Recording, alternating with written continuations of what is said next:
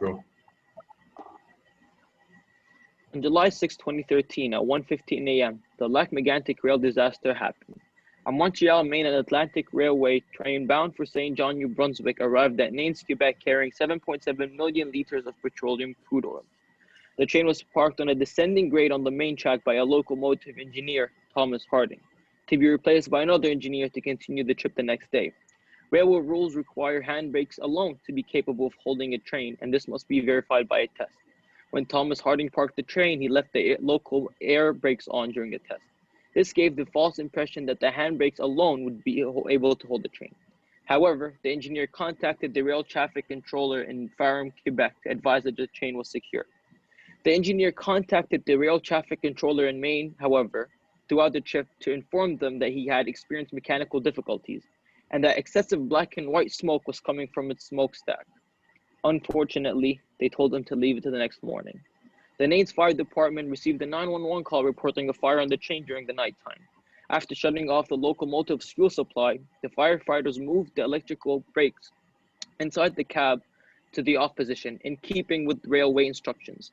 They then met with an MMA employee, a traffic foreman who had been dispatched to the scene, but who did not have any locomotive operations background.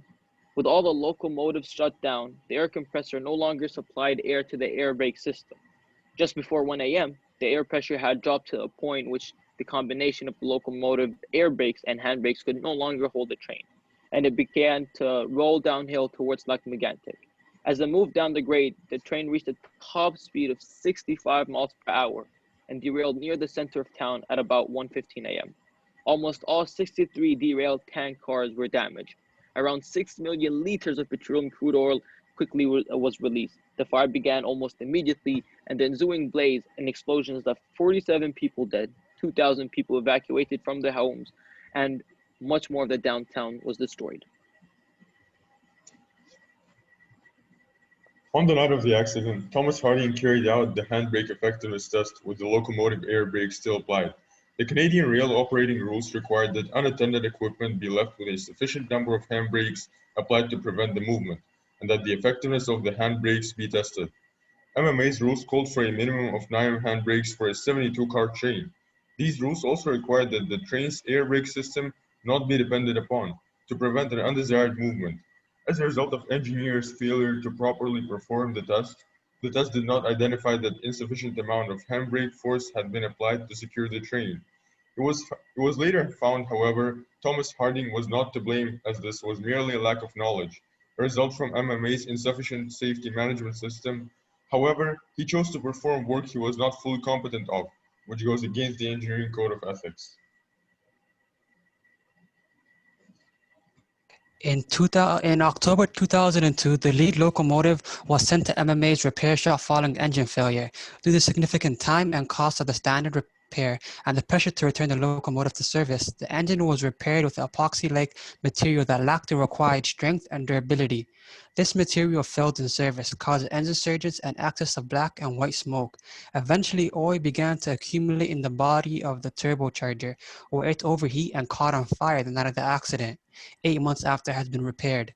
MMA is generally reactive opposed to being proactive, which organization with strong safety culture practices. MMA operation has a significant gap between the company's operating instructions and the work that's done day to day.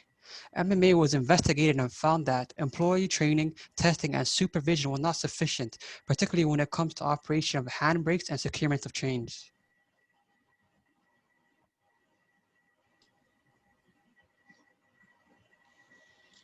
Canada also faced ethical issues and challenges surrounding this disaster.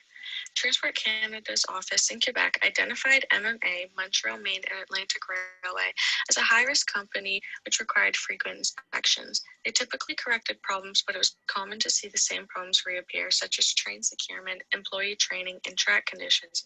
However, Transport Canada did not always follow up to ensure that these recurring problems were effectively analyzed and that the underlying conditions were fixed.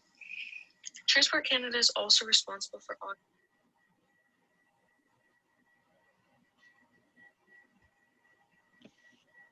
train securement, employee training, and track conditions.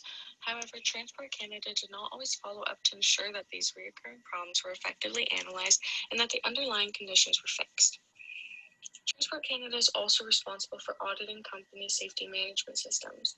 MMA developed their safety management system in 2002, but the regional office in Quebec did not audit it until 2010 despite clear indications it was not effective. Their headquarters in Ottawa also did not effectively monitor regional office activities, and due to their faults, they were unaware of the affairs and did not intervene. Transport Canada did later suspend MMA's operating services, but not until after the accident, despite having already previously known the problems which led to the disaster. We chose to focus on Transport Canada in this case study as their failure of responsibility indirectly caused the horrible event. The actions of the locomotive engineer were a result of incompetent safety practices at MMA. However, as said before, Transport Canada was responsible for overseeing these management systems to ensure safety and failed to do so. Since MMA is a large company for transportation of essential needs, Transport Canada overlooked the many concerning factors and ignored the responsibility to continue operations despite the severity of circumstances.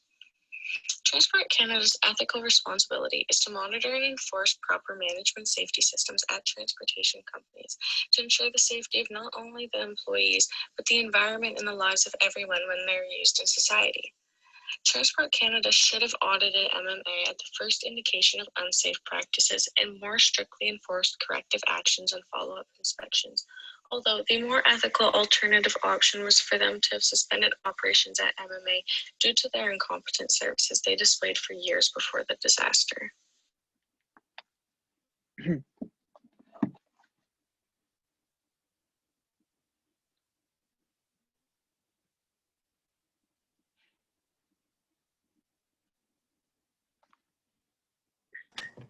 Deontology. In this case, the moral duty to decide whether the action itself is right or wrong is more important than the consequences.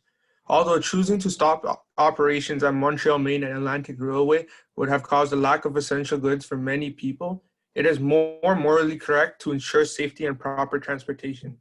This is evident as having held the outcome if they didn't stop operations over the idea it is morally wrong to improperly transfer hazardous materials, cause more problems such as damage caused, death, failure, and loss of respect than if they were to choose the moral decision and stop the unsafe operation at Montreal Main and Atlantic Railway. Thank you for listening to our presentation.